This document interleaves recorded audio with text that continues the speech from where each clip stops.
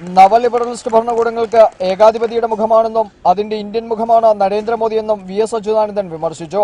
Not നിരോധനത്തിന് ശേഷം നരേന്ദ്രമോദി നടത്തിയ പ്രവർത്തനങ്ങളെ വി.എസ്. എണ്ണിപ്പറഞ്ഞ് കളിയാക്കി. നോട്ട് നിരോധിച്ച ഉടൻ അദ്ദേഹം വച്ചുപിടിച്ചത് ജപ്പാനിലേക്കാണ്. ഇവിടെ സാധാരണക്കാർ വേല ചെയ്തുണ്ടാക്കിയ പണമെടുക്കാൻ ക്യൂ നിന്ന് മരിച്ച് വീഴുമ്പോൾ മോദി ജപ്പാനിൽ പോയി ചെണ്ട കൊണ്ടു, കുഴലൂരും, നൃത്തം വയ്ക്കും, താണുവണങ്ങും, കരയുന്നു. എന്തെല്ലാം അടവുകളാണ് മോദി പയറ്റുന്നത്.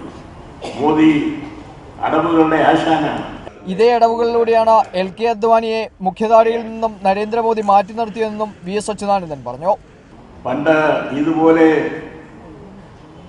താണുവണങ്ങിയും കരഞ്ഞുമൊക്കെ മോദി ആ അദ്വാനിയെ കാര്യമായി താഴെയിട്ടയാണ്. അടവുകളുടെ ആശാനായ നരേന്ദ്രമോദി ഗാന്ധിജിയെ ഒതുക്കി നിർത്തുവാനും ശ്രമിക്കുകയാണ്. ചർക്കയുടെ മുമ്പിൽ നിന്ന് 1000 തവണ ഫോട്ടോ എടുത്താലും മോദിക്ക് ഗാന്ധിയാകാൻ കഴിയില്ല. ഇപ്പോൾ മോദി ഗാന്ധിജിയാകാനുള്ള ഒരുക്കത്തിലാണ്. ചർക്കയിൽ നൂൽക്കുന്ന ചിത്രം നൽകിയത് കൊണ്ട് മോദിക്ക് ഗാന്ധിജിയാകാനാകുമോ?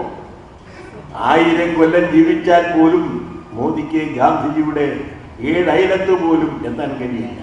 All India insurance employees association 24ാമത് ജനറൽ കോൺഫറൻസ് ഉദ്ഘാടനം ചെയ്ത് സംസാരിക്കുകയായിരുന്നു വി.എസ്. അച്യുതാനന്ദൻ. റിപ്പോർട്ടർ, കൊച്ചി.